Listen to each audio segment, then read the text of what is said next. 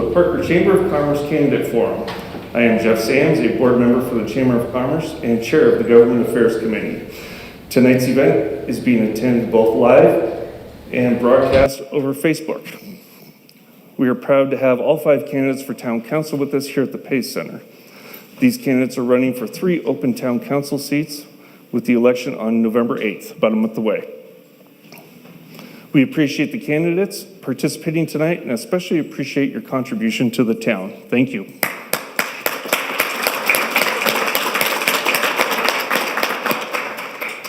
I would also like to thank Tom Barr of Light Sail Video, who is handling the video and broadcast of the event tonight.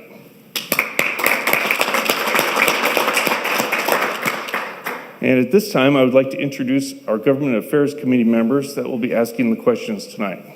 First off, Justin Rayburn, please stand up, be recognized. Erica Lukey. John Rowlett. And Mike German.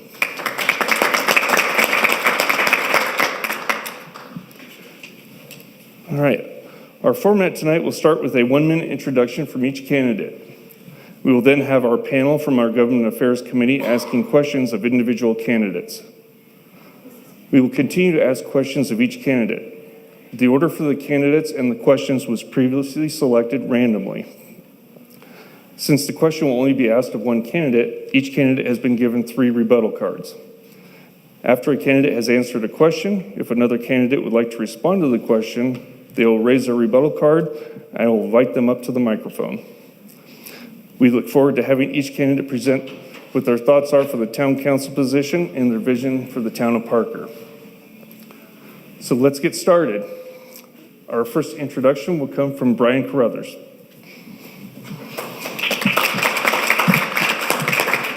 How y'all doing? Thank you for being here. Thank you, Jeff, for putting it on. I'd also like to blame you for scheduling during a home Bronco game. So my friends are enjoying the tickets, so I'm sure they're happy about that. So my name is Brian Carruthers. I'm married to my beautiful wife. Hold for applause. Hold for applause.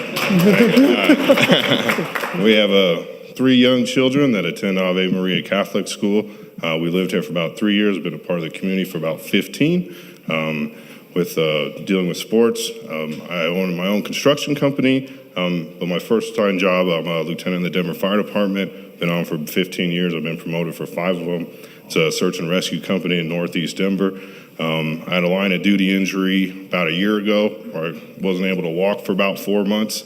And when I rotated to admin, I began attending meetings representing the fire department as a liaison. That gave me the bug for politics. Serve the community where I live, and now is looking to serve the community where I work, and now I'm looking to serve the community where I live as well. Thank you, Brian. Next will be Cheryl Pogue.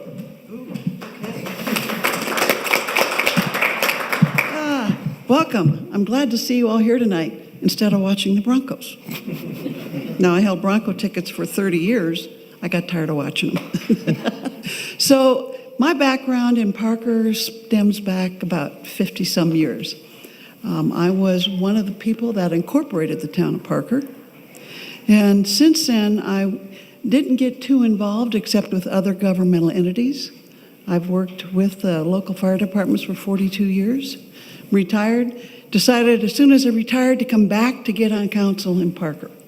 So because my interest has always been here. We raised 4 kids here. We have 8 grandchildren, and I just sold my house to my daughter. And then I had to go buy a new house so I could run for this campaign, and I did that too. So anyway, that's kind of what I've been at. I've been on council for about 4 years. This will be my 2nd term if elected, and I kind of bring a blended approach, although I have an opinion on everything. So thank you. Thank you, Cheryl.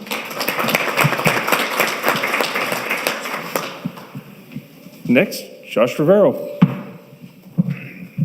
Get this set. Thank you. My name is Joshua Rivero.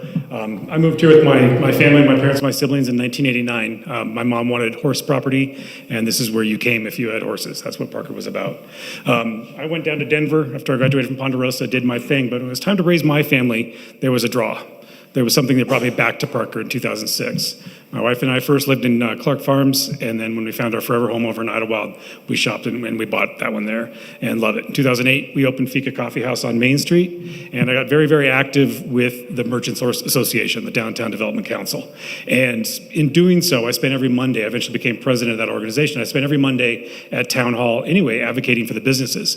And the previous mayors, both Mayor Mike Wade and Mayor Carrie Cassiano, said, you should run for office. And I said, I'm not a politician. And they said, exactly, you're a small businessman. You got your hand on the pulse of this town. You know what people are looking for. You know how to balance your books. You know what this town needs in the future. Come on, run for office. I didn't in 10, I ran in 12, ran for re-election in 16, special election in 21, and I'm here one more time. Thank you, Josh. Ann Barrington. Hello, my name's Ann Barrington, and this is like deja vu, or maybe PTSD. 3 times in 2 years, but back again. So I've lived in Parker for over 20 years now. I've raised 2 kids, have 2 businesses that I've started and still continue to run. I've watched my kids grow up around the town of Parker, and as I've watched the town mature into this thriving community that it is today, I am so passionate about this community, and I want to protect what it is becoming. So I might not take myself that seriously, but I take my position as a council member and an elected official very seriously, and I hope that you will vote for me, re-elect Ann Barrington. Thank you very much. Thank you, Ann. And Brandy Wilks. Whew, I'm nervous. Shouldn't be. So I'm Brandy Wilks. I actually am a 3rd-generation Parker native. My family moved here 51 years ago. I myself have been here for 39 years. I have 4 kids with my stunning husband right there, and we have raised them in Parker. We're still raising a few of them, one's at college already. We own Wilks Real Estate in downtown Parker, and I'm actually the vice chair for the Downtown Business Alliance, and I sit currently for the town of Parker on the Special Licensing Authority Board, which handles all the liquor licenses.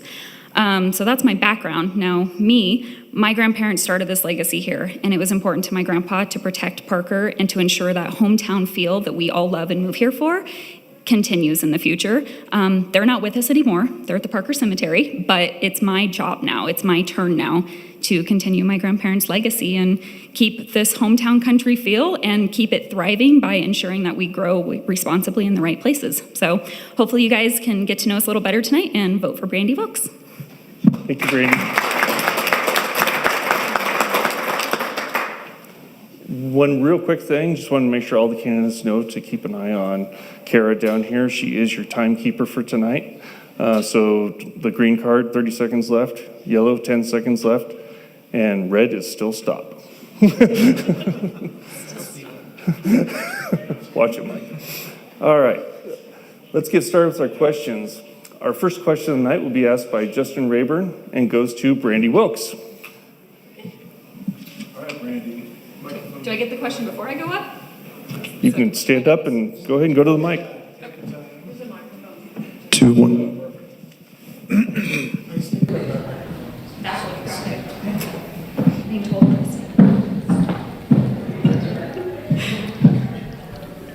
All right, so this question relates to affordable housing.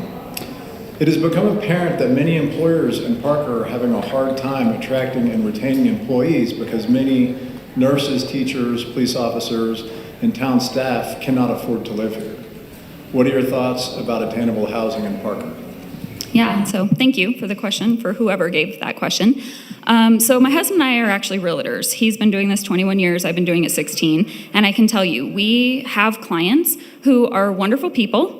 They are retired and they want to be near their grandkids who live in Parker so they can be around their family. On a fixed income, they're not able to do that. It's unattainable to them, and we've dealt with that. I know that there is a stigma, and so I just want to clarify the difference between affordable housing and Section 8 housing. Okay, so affordable housing is just that. It's for people like our clients who can't live near their family because the homes are too expensive for them to qualify for, okay?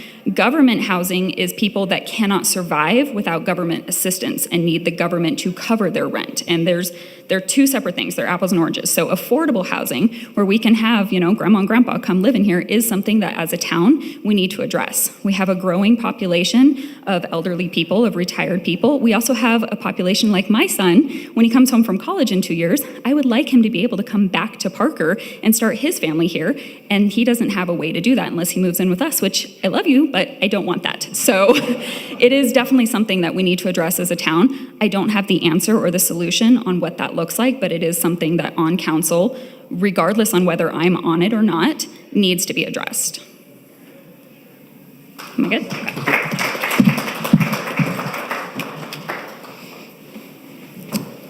All right, we have our first rebuttal card of the night.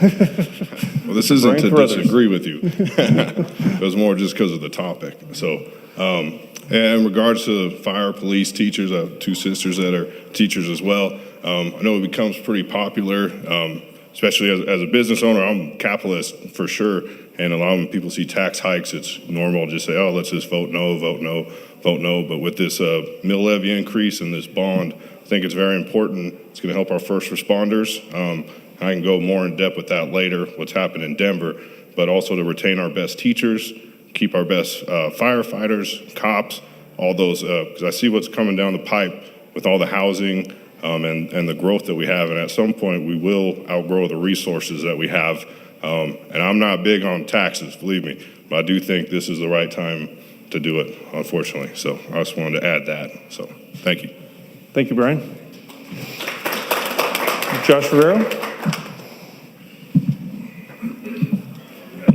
I want to touch on the root of affordable housing in Colorado.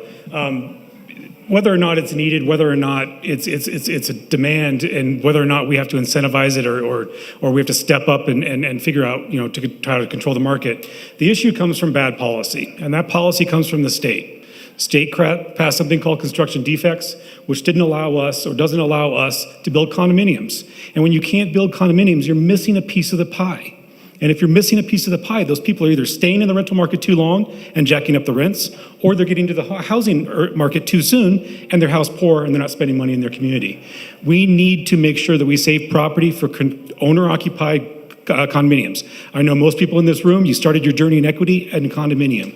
We need to make sure that we save some properties for condominiums, let the market do its thing, let people get out of the rental market and into owner-occupied condominiums, and those rents will go down. And maybe we don't need government interjection. Maybe we just need to let the market fully control itself and tell the state to back off just a little bit. Thank you. Thank you, Josh. Cheryl Pogue. Okay. So, I kind of represent the senior side of things, but I too have encountered people wanting to move here that can't afford to live here. There are other resources that actually the town of Parker contributes to. It's called the Douglas County Housing Partnership. And all of the governmental entities in Douglas County contribute to that. And those are funds that are coming back from federal funds that come in and that goes towards senior housing, affordable housing. And I would agree that the lack of for purchase condominium types is a problem. There are very few of them here, and they're just starting to turn that phase to do that again, because there are a lot of people that move here from another area, and they come from a lower property tax area, a lower income area, but they want to be by their kids. And the kids coming back to Parker for the market. All of my kids wanted to come back to Parker. I have one that made it. So, having gone through that, I understand what's happening. And it requires a lot of parental assistance to make that happen for your own kids. So plan on that, because you're going to have to put down the first down payment. But with that then, I think there are things we can do, And I think part of it is going to be with not just apartments. Let's focus on condominiums for sale. Thank you, Cheryl. And in Barrington. You were worried we weren't going to use them. It's like somebody prepped you. So I don't have a rebuttal, but I'm agreeing with what everyone says up here. This is also in my wheelhouse, being a real estate agent, owning a real estate company in the town, working all over the state. I'm also on the Douglas County Housing Partnership Board, and so I've seen a lot of what we are able to accomplish. So by ourselves, the funds that we get in Parker, it's very hard to do anything by ourselves, but when you pool the funds with the other municipalities, we can do a lot more collectively. So there have been, there's a senior affordable housing now in Castle Rock and Highlands Ranch, actually many other different municipalities, but the problem is, like what Brandy said, is people have a misconception that affordable housing is something that they don't want in their backyard. I understand maybe that there are certain areas of Parker that might not be quite right for this, but I do think that there are some areas that we could identify to help put some even affordable senior housing, because our parents can't come back and live and be close to their grandchildren. My daughter is living in my basement right now. She graduated from college, just last year, and she just, Parker is unattainable for her. So there's an issue, and right now with interest rates the way that they are, and with housing prices just skyrocketing, you can't have both. One or the other has to give. I do think that we're going to see interest rates come down as, in a recession, they typically do come down. That's what we historically see.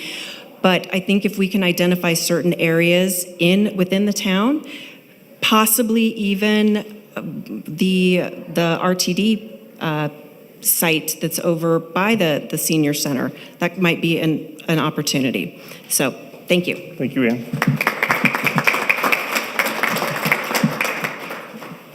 Our next question will be asked by Erica Lukey, and will go to Ann Barrington. And the next question is on economic development. The town of Parker has engaged with a consultant to create an economic development strategic plan. How do you think this plan should address the topic of economic development in areas other than downtown Parker? That's a great question. Right now, we are definitely focused on making the best that we can of the 5 town-owned lots. That's not to say that there's not other areas of opportunity in Parker, but right now, I do think that we need to look at what is staring us right in the face. Not to say that I don't want to go outside of downtown, because just because I office downtown, it doesn't mean that that's the only place. But in order to have the rest of Parker become a thriving community, we need to have our central hub be very strong. We need to have these 5 parcels embraced by everyone. I think that this needs to happen. We don't want to be in the business of owning these properties anymore as a town. And there's so much opportunity on those properties. We need to have mixed-use development, the commercial opportunities, and if we do bring this into downtown, it's just going to raise the rest of the community up.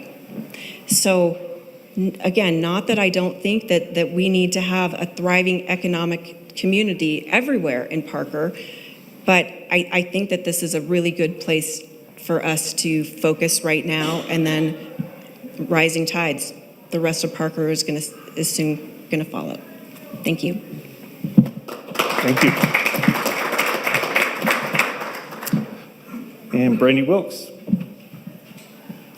So just to add to Ann's point, because sorry, I feel like I'm going to block you, so sorry. She's 100% right on the economic development of downtown. To add more to your question, part of growing all of Parker within our city limits is when you see those commercial areas that you have on the corners of all of our major things like Main Street and Jordan and Hess and Matzenbacher, and you get those corner commercial that a lot of people don't tend to like.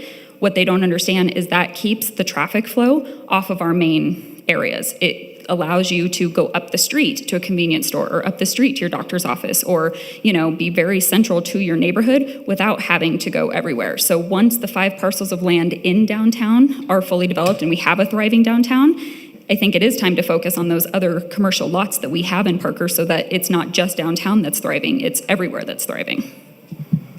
Thank you. And Cheryl Poe? Okay, I have a different point of view. So I do want commercial in downtown Parker. I'm not really in favor of just apartments also down there, which is what's happening. So if they were condominiums, that'd be great. People are invested in the community then. People in apartments are come and go, correct? Few live here for a long time. But to me, the most important thing is changing our focus to larger commercial type entities, those that are paying good jobs, not the minimum wage jobs. We need to bring in commercial activity, industrial activity that can produce those jobs. People need those jobs in this area, and we don't have very much of that. And to me, that's where our economic development thrust needs to go, is bring in those high-end jobs, the high-end industries.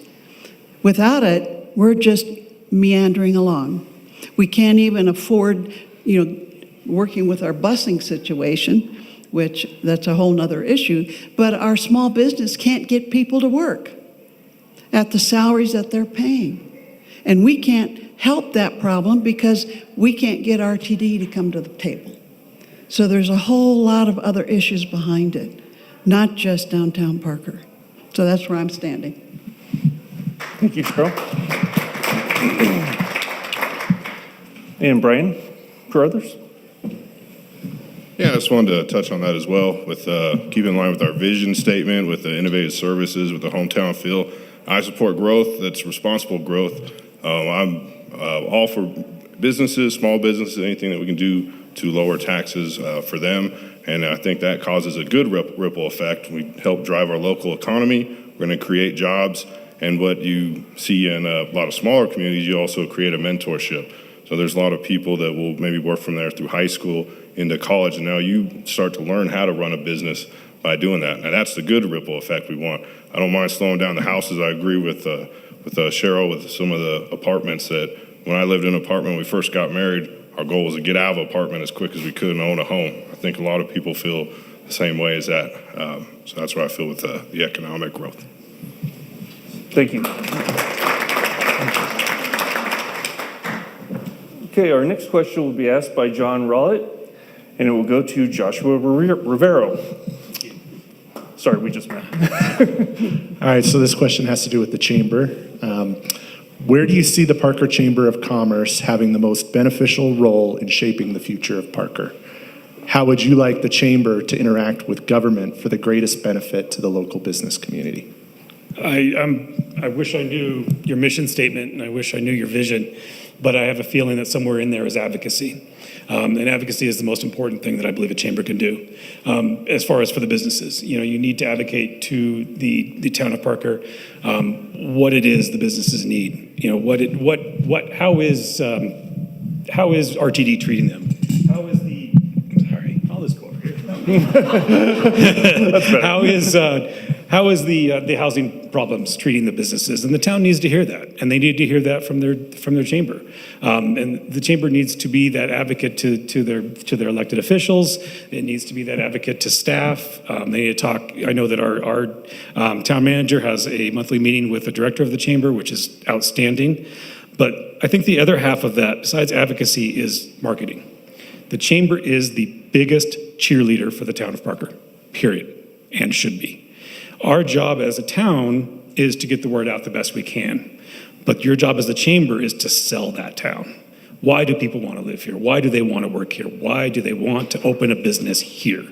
And I think that anything that we can do in partnership, anything that the Economic Development Department of the Town of Parker can do in partnership with these four in front of me, with TJ, with Jeff, to get the word out that Parker is open for business benefits us all. I've heard it earlier tonight, rising tides raise all ships. That's absolutely the truth. The more successful businesses we get, the less need for taxes, as Brian said. The more supportive our chamber is of those businesses, the more likely they are to succeed. And this chamber is outstanding. The fact that we have 4 or 5 government affairs people on one committee, it's come leaps and bounds since I first opened my business, and I am very, very proud of that. I'm very proud of TJ's leadership. I would advocate for any of my neighboring businesses to join the chamber because I see absolute wonderful benefits for the businesses in Parker. So I think, between the advocacy to town hall and the marketing to the citizens, those are the 2 big things this chamber can do for us. Thank you. What's that? Yeah, you sure can. A little more time? I'm just going to add to that. Sure. All right. So, as the vice chair of the Downtown Business Alliance, strengthening the relationship between the Downtown Business Alliance and the chamber has been huge this year, and continuing to strengthen that and to grow. The chamber in the past has taken on a lot of responsibility to keep that hometown feel and our traditions going, which shouldn't fall on the chamber. And a lot of it is now being passed over the Downtown Business Alliance, which is wonderful because the business owners get to give back to the community and the community gives back to the business, and we tend to help each other out. I would like to see the chamber in the future continue to grow our relationship with not just the Downtown Business Alliance, but other nonprofits that we have in Parker that are all about coming together as a community, increasing the awareness of different businesses, of different social events, of different, I don't want to say problems, but we'll call them social issues that go on. And I think the collaboration, like Josh said, the collaboration between the chamber and all the other local nonprofits is just going to help the residents and help the businesses in the years to come. Thank you. Okay, our next question will be asked by Mike German, and it goes to Cheryl Pogue. All right. So this is about downtown development. This fall, the proposed development of 5 downtown parcels by a local developer has been a key issue. Where do you stand on this significant project? I think the commercial part is great.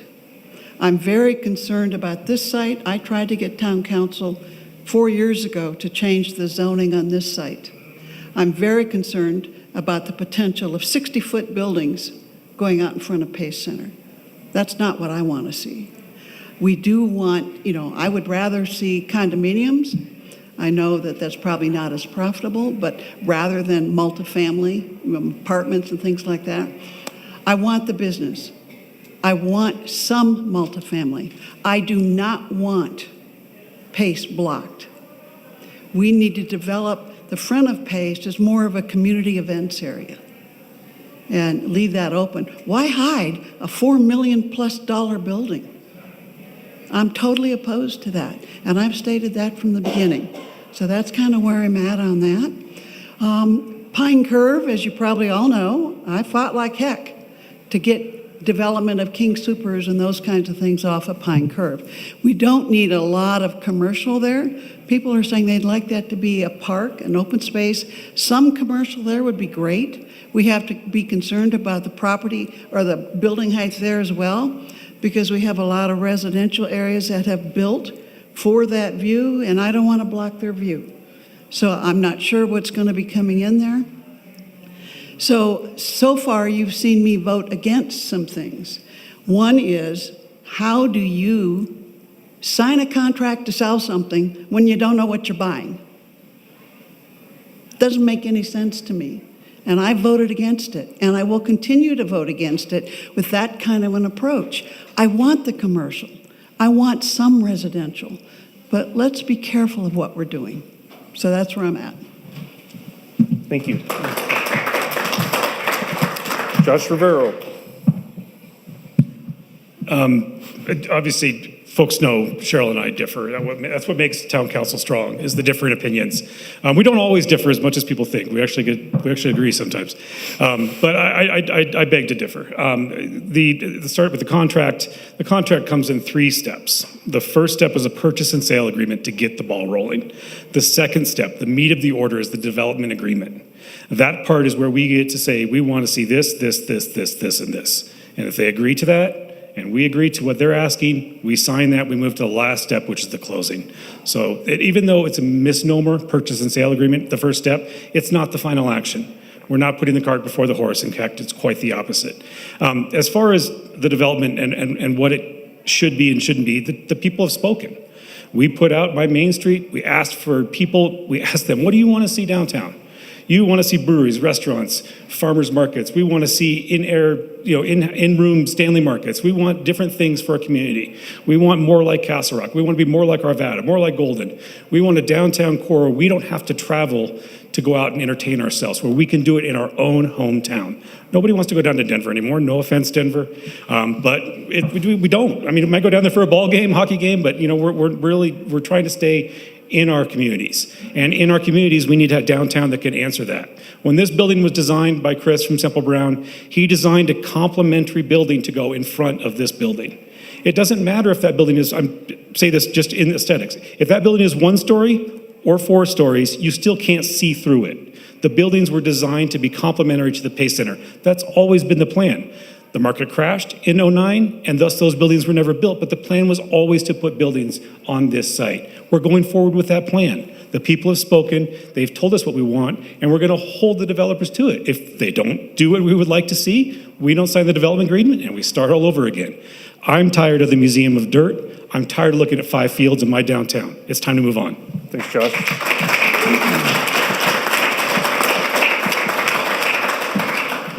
And Brady Wilks. So I know there are a lot of people out there that don't want to see certain types of development.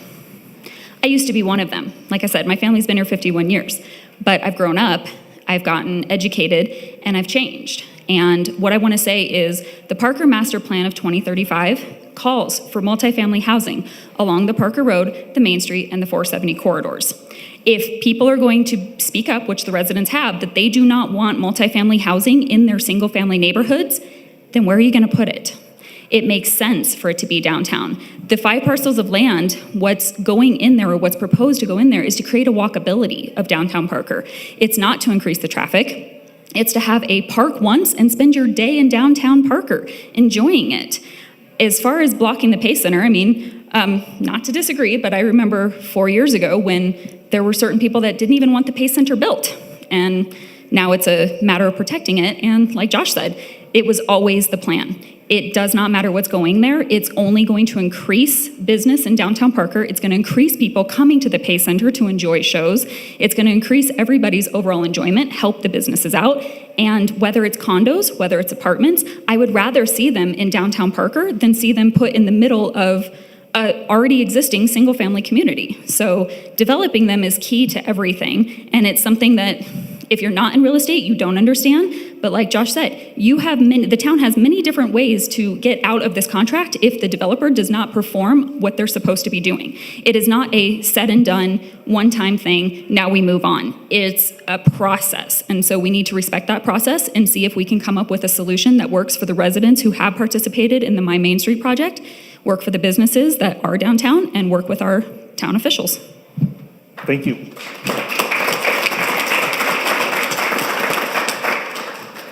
Okay, our next question will be asked by Justin Rayburn, and it will go to Brian Carruthers. All right, this question relates to safety and crime. With the rapid population growth in Parker and in Douglas County, what should the town and the police department do to stem the potential impact of increased criminal activity? Well, thank you for the question, Justin. I feel like an expert for this one. So, like I said, it does start with the bond being passed. Again, I'm totally against taxes, but I think this is the right thing to do.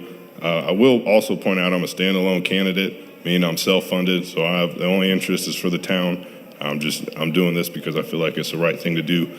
My unique perspective with that is what I've seen was when some bonds were voted down, especially fire, we were totally underfunded. We had forced overtimes. Same with police. We outgrew our resources that we had with a huge influx in Denver.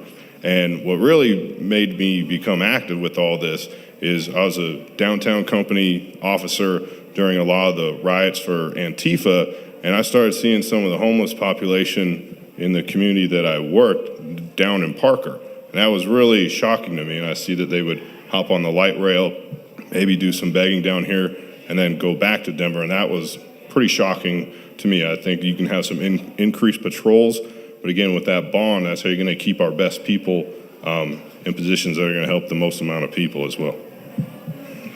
Thank you. Point of clarity, how many total questions do we, how long do I have to budget this for? Until the time's up. Okay. We are stopping at 90 minutes.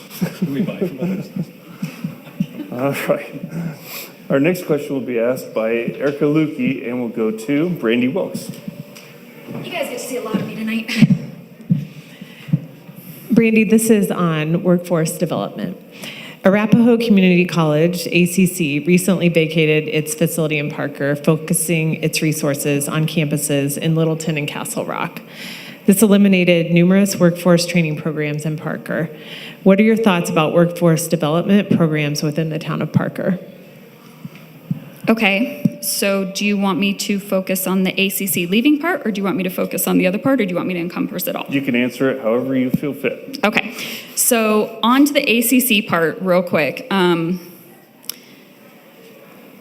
From my understanding, after doing some research, it still is within Douglas County. Yes, it's not in Parker, but it technically wasn't ever within our city limits. It was in the mailing address of Parker because it was in the building next to Chaparral High School, which is not town limits. So little clarification there. It's still in Douglas County, and I'm one of those kind of like with the DBA and the chamber in the town, we're all siblings, we can all get along and support each other. So I like that they still kept it in Douglas County. They could have moved it to a different county, and that would have hurt all of us. So with that being said, it ties back into our affordable housing and everything else. We don't have young people coming back to Parker. There's not a place for them to live. So if they are living in Lone Tree or Castle Rock or Highlands Ranch and they want to attend Arapahoe Community College or anything along those lines, they have to drive for it. They don't live in Parker and have it accessible. So that ties into that. As far as the workforce, you know, earlier when we talked about the chamber, how the chamber supports the town and the chamber brings businesses here and tells people how amazing it is to live here, it ties into that as well. The stronger our chamber, the stronger our downtown is, the stronger our economy is to have more businesses, the more we're going to attract people. Having work fairs, going to the colleges on different campuses, creating affordable housing, it all ties in. It's all one big net on how we can increase what's awesome about Parker, what everybody loves about it. So in order to have a community college here that people want to attend, that's profitable, that continues to put doctors out, we have to address the affordable housing. The other thing I'd like to say is we do have Rocky Vista University, which is actually in Parker, and it produces doctors and nurses and dentists every year. And I think we need to be encouraging people about that because it's a well-kept secret that shouldn't be kept secret. Thank you. Anyone else? Going once, twice.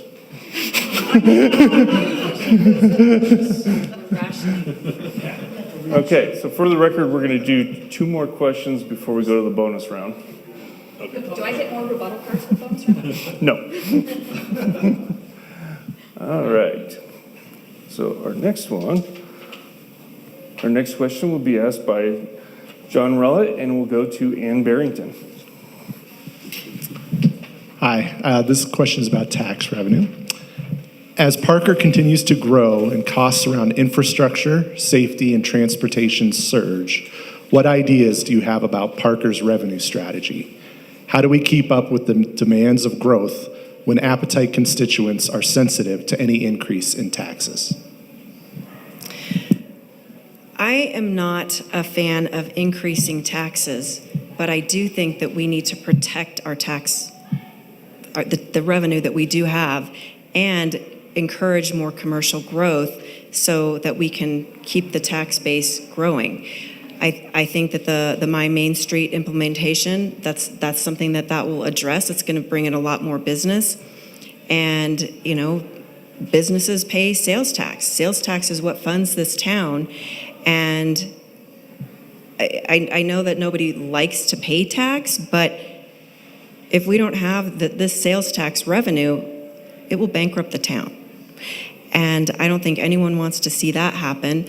As far as what our current taxes cover, they cover public works. Nobody likes to see potholes.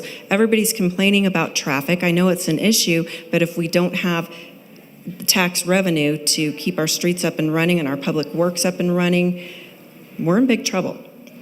We do need more businesses to come in and continue contributing to that base. And I know that people are also concerned about the growth in Parker. The growth was going to happen whether we liked it or not. A lot of the growth that's going on in Anthology or Tantera has been in the works since 1984. And I think a lot of people don't understand that.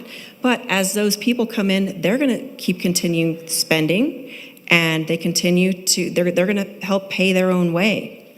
So I hope I answered your question. Thank you. Thank you. Josh Rivero. Thank you. I absolutely agree with Councilwoman Barrington. We don't so much need to raise taxes. We need to get people to spend more money in Parker. That's it. We need people to have more options to spend their money in Parker. They need to invest in their own community. We need to put what they need closer to their homes. We need to make sure that they're not going to Lone Tree for a night out. If they do, it only happens once in a while. We need them to come downtown for a night out at the Pace Center, for dinner, for coffee, hopefully. But no, seriously, I mean, that's it. It's capturing the dollars that are already here. We are an affluent community, and those dollars are there to be taken. We just need to give everybody what they want in their own community. So how do we increase the taxes? We increase the taxes by getting folks to spend more, to reinvest into their community. This community is successful because our parks are second to none.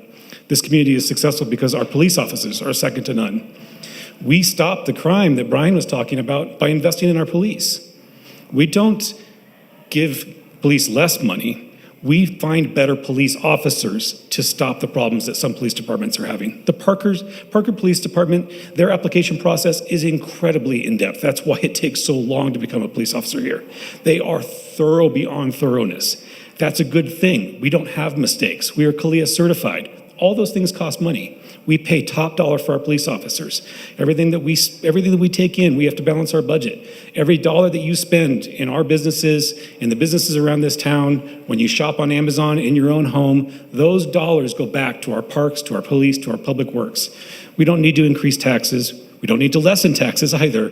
Please, please, please do not take a deficit. We do not need to take away grocery tax. I apologize for getting this out there, but it would bankrupt this town. It is a significant portion of our sales tax. Our sales tax is well spent, and we get a lot of money from outside communities that come into Parker, and then we don't have to serve them. They get to go home, we keep their dollars, and give them to our wonderful parks. Thank you very much.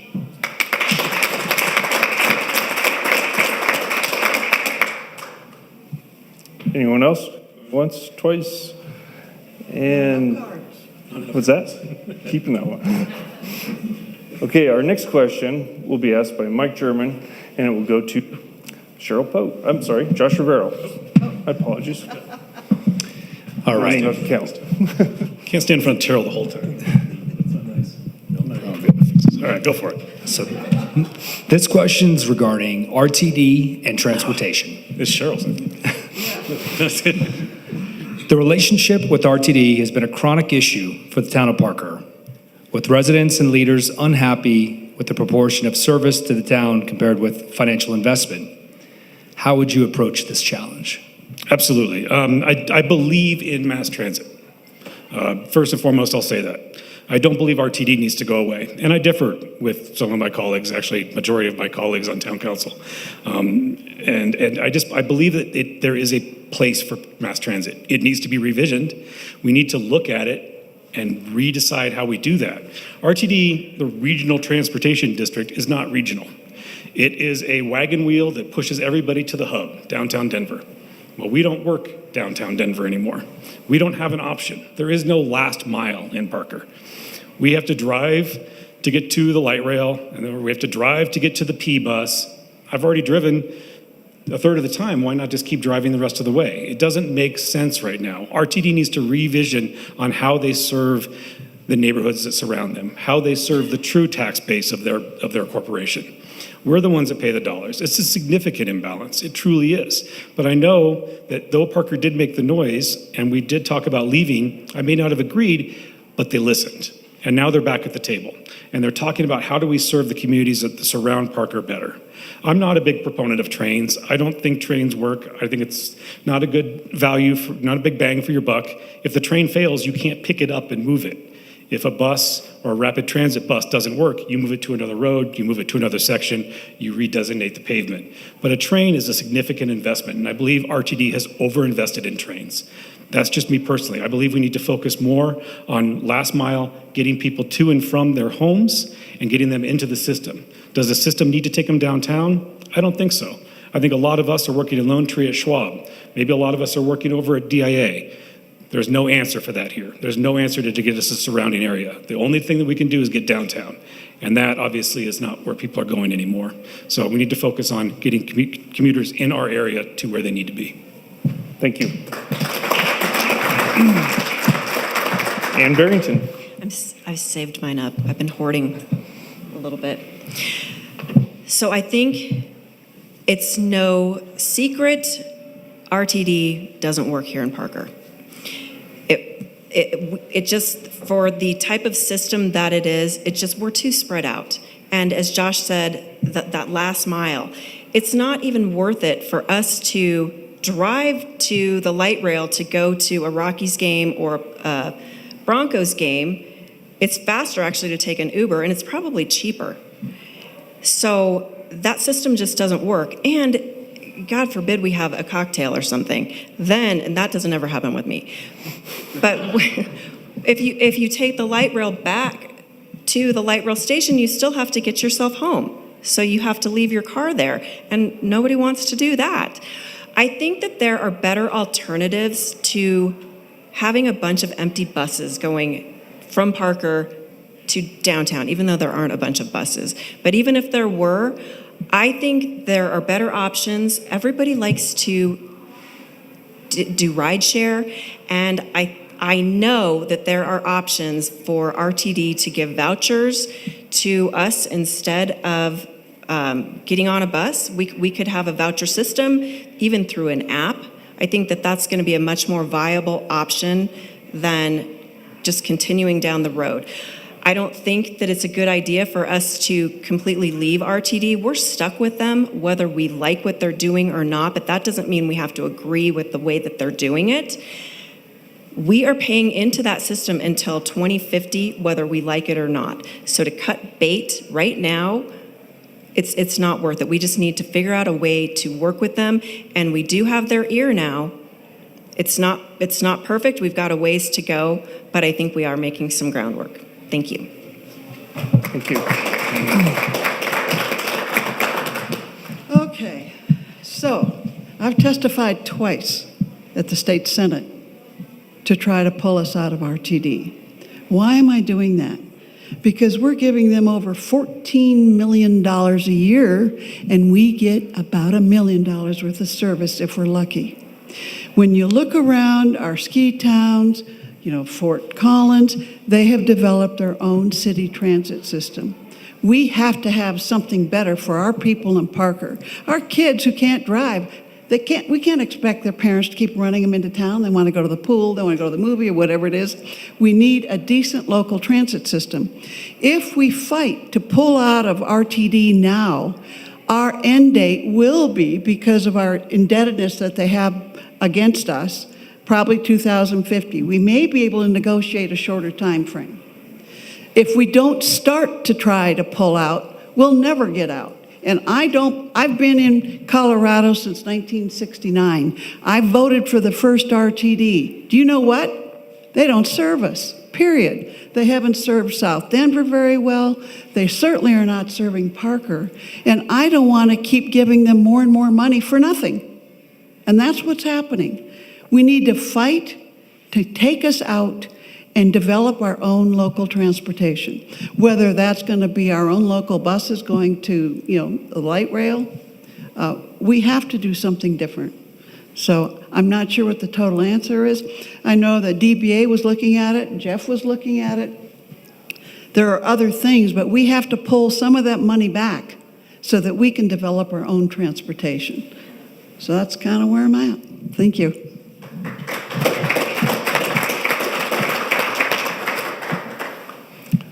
Anyone else on that one? If not, I've got the microphone, so now I go into bonus round.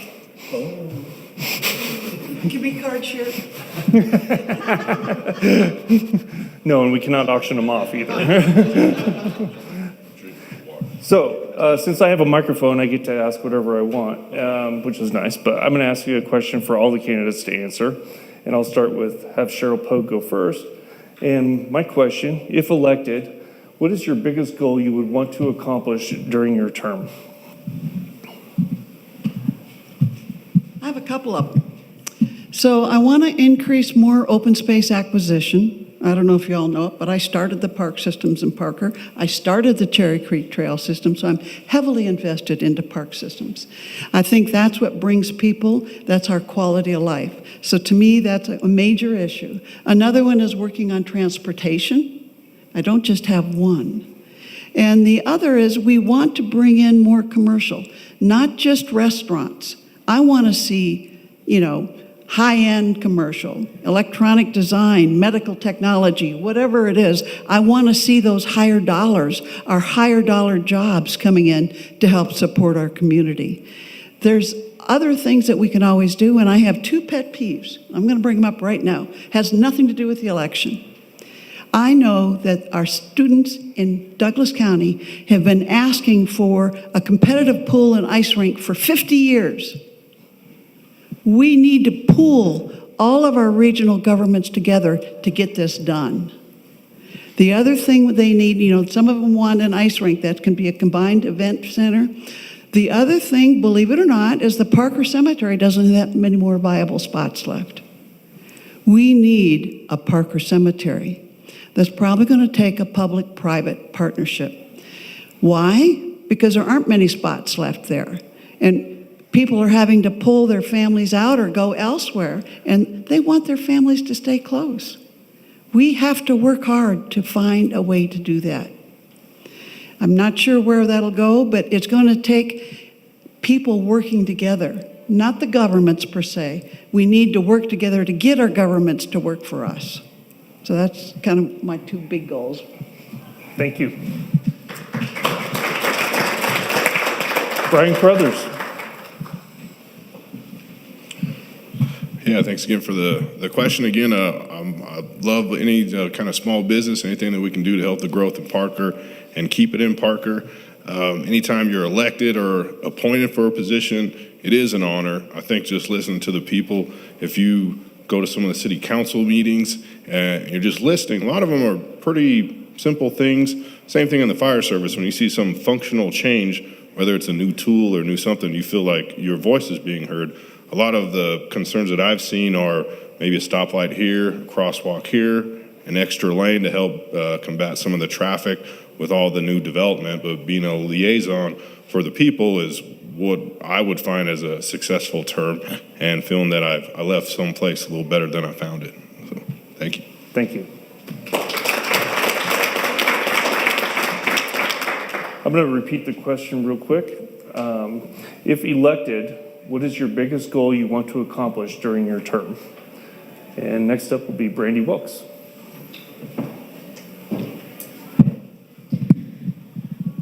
So, quick little background on my grandparents, who were here for 51 years and are at the Parker Cemetery. My grandpa was chair of the board to keep Parker from being annexed into Aurora out by his farm in Living Good Hills. So his level of protection for Parker to keep that hometown feel is my number one goal. But I don't have the same goals as him. I want to increase everything in our town. I want to increase the things for the kids to do. When I was growing up here, we had a bowling alley here. It was awesome. I'm glad we have Brunswick Zone because now my kids have a place to go play again. We do have, an ice skating rink over at the field house that the kids can use from time to time, and hockey games are there, and we have the one in Discovery Park, so all of that's fantastic. But the biggest thing for me is just, how do we create that hometown feel that we all love in a bigger way? People that have moved here within a week or within the last year, they love how exciting Parker is and how we're all kind to each other and how we're all neighbors and we take care of each other. And I want to increase that. I want to encourage more people that are our kind of people. We take care of each other, we take care of our businesses, we take care of our neighbors. I want to encourage more of them to live here. The way to encourage them to live here is to create a great atmosphere for them to live here. If I get elected to town council, I want to work with all of our nonprofits. I want to work with the developers. I want to work with the other town council members, develop the land, get the commercial where it needs to be, keep our open space like the master plan calls for. That shouldn't go away, but it's already zoned. We don't have a control over people's land that's already zoned.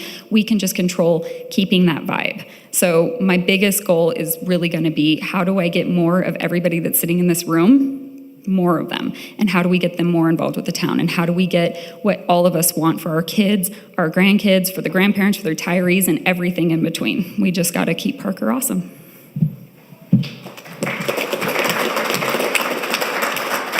Okay, and Barrington.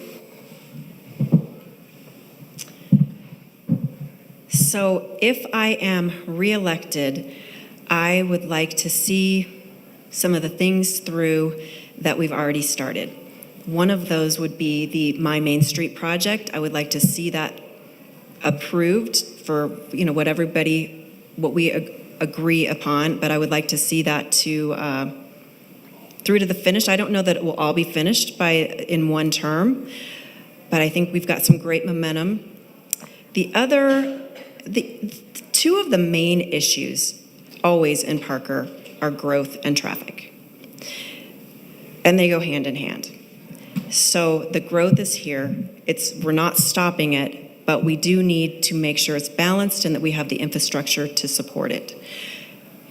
If I'm reelected, I will make sure with my fellow council members that the Chambers Road expansion and widening project does get completed. It's such an important piece. There's a missing gap, and that will help to take a lot of the congestion off of Parker Road. There's the development that is out towards Anthology and the southwest. So we need to keep the traffic going there. And then just some of the other traffic issues that we have. I mean, anytime there's growth, there's going to be traffic. It goes hand in hand, but with the Lincoln widening and expansion, also I don't know if everybody knows about 2 years ago, there was a system put into place where the traffic lights used to just be timed based on the time of day, but now there is a new system that is being implemented where it's based on the actual traffic the actual traffic count. So it's not like they're guessing. It's a system where it measures the traffic and it will help to alleviate it. And I want to expand that to Hess, Chambers, and some of the other major Thank you, roads. Ann. There you go. And Joshua Rivero. Thank you. Could you one more time? Sorry. Yes. If elected, what is your biggest goal you want to accomplish during your term? My biggest goal, I would love to say something as sexy as swimming pools, but I have to be realistic. This is a council position, and what we do is what happens in town hall. Swimming pools and things like that, that's a partnership, and that exists in Douglas County. We've already started talking about it. I've talked to board members from the school district. I've talked to county commissioners about it. It's definitely a buzzword, and it's definitely something we're working on because it's a big need. We have our kids that are swimming up in Smoky Hill High School. They're swimming in other areas, but they're not swimming in town. We need to fix that. But for what we need to do as council, what benefits this community most, I've said it before, is my Main Street. We need to get downtown built out. We need to get rid of the Museum of Dirt. We need to activate what we have down here. We need to better activate what we have down here. We have a wonderful park. O'Brien Park is the trademark of Parker. The gazebo, you've seen it all. Every picture, every Christmas picture, there it is. But it just ends. It just ends, and then there's a field, and then we get to the Pace Center, and then there's a field, and then we get to the library. And then we get to Town Hall, and there's a field across the street. We need to activate the whole park, but we also need, the other part of that is connectivity to the West Main. We need to make sure that we've got a bookend on the other side. So we can't just focus on East Main over here. We need to make sure that we complete Main Street from 20 Mile to Pine Drive. I think that, this is my last time. I'm running for these 4 years, and I want to answer those questions in these 4 years. I want to make sure that this town is headed in the right direction. There are other things I'd like to focus on. It's not as fun to say, but land development ordinance, we're rewriting that. We have to rewrite our master plan. It's dated 2035. It's out of date. We need to look at redevelopment because that's for the future of Parker. We don't have a lot of growth left. We're going to have to redevelop some areas. We need our master plan to reflect that. So those are things I definitely would enjoy working on for the next 4 years. But I will be a happy camper and feel like I represented my citizens and my constituents if we get Main Street done the way it deserves to be done. Thank you. Thank you, Josh. Okay, my last audible of the night will be to give each candidate a 1-minute closing statement. So, and I will start with Brian Carruthers.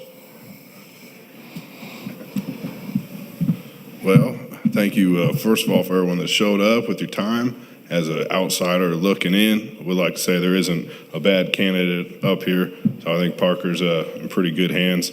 If I am elected, just like anything I do, honor, integrity, humility. I know what I don't know, and I know all the resources to gain some of the information to make educated decisions that's going to benefit the most amount of people. So thank you for your time.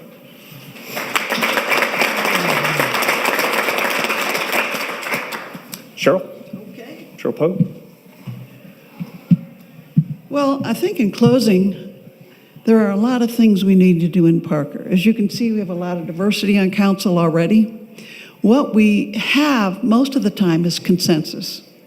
Not always, but you don't always want everybody saying yes to the same thing. You want to bring in diversified ideas, and that's what I'm looking for as well. I think in the long run, my biggest hope is that we can bring in more of the higher level businesses. The other thing that I'm seeing happen is we spend so much time focusing on Main Street. What about the rest of our business centers? Have we brought them into the fold? We've not done a very good job. We need to do that. They are an integral part of our community, and we have failed in integrating them intensely into our fold. So that's one of the things I'd like to see. Thank you. Thank you, Cheryl. Joshua Rivero. Thank you very much. It's an honor to stand up here in front of you. This is the 5th time in 10 years. This is the 3rd time in the last 2 years. Simply, I'm not done. I've got just a little bit more to do. I want to finish this job. I want to finish what we've started. John Dyack and I sat across from each other at my coffee shop in 2012, and decided that we should run together and run for Parker. It helps when you have somebody run with you. This is a scary endeavor. I think Brian could probably attest. The first time you come into this room and you're sitting in front of people, and it can be overwhelming. And it's a lot to give yourself, to put yourself in front of the people, but I love nothing more than serving. I don't like this part. I think everybody in here that knows me knows this is not my favorite part, but I love to serve. I love to represent. I love to be your advocate at Town Hall. I'm not done. Please vote for Josh Rivero. Give me 4 more, and I'll get it done.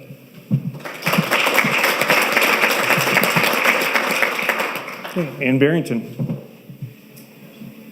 Thank you, everyone, for coming tonight. This is definitely one of the hardest parts of being on town council or of just running. To get up, public speaking is probably one of the biggest fear that most people have. It's hard to get up in front of people, and you're very vulnerable, especially when people are just. It can be scary. But having said that, I've only been doing this for 2 years now, and it takes a lot to get up and running. So there's so much that I still have to learn, but there's so much that I've already learned. I feel that on council already, I bring something different. I bring negotiation skills. I bring a different background.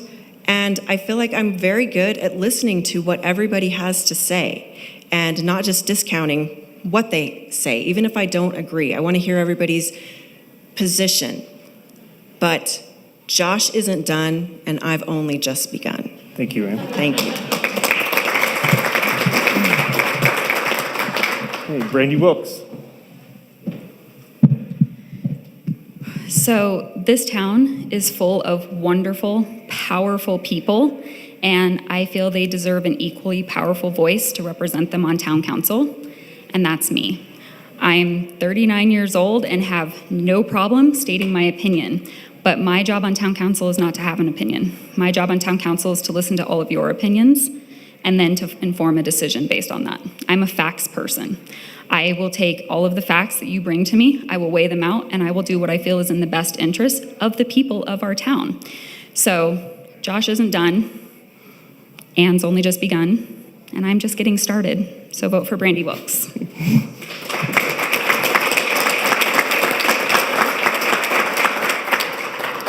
And on behalf of the Parker Chamber of Commerce, we'd like to thank all the candidates for participating tonight, and a big thank you to all that have come, live and virtually. Thank you. Have a great night, everyone.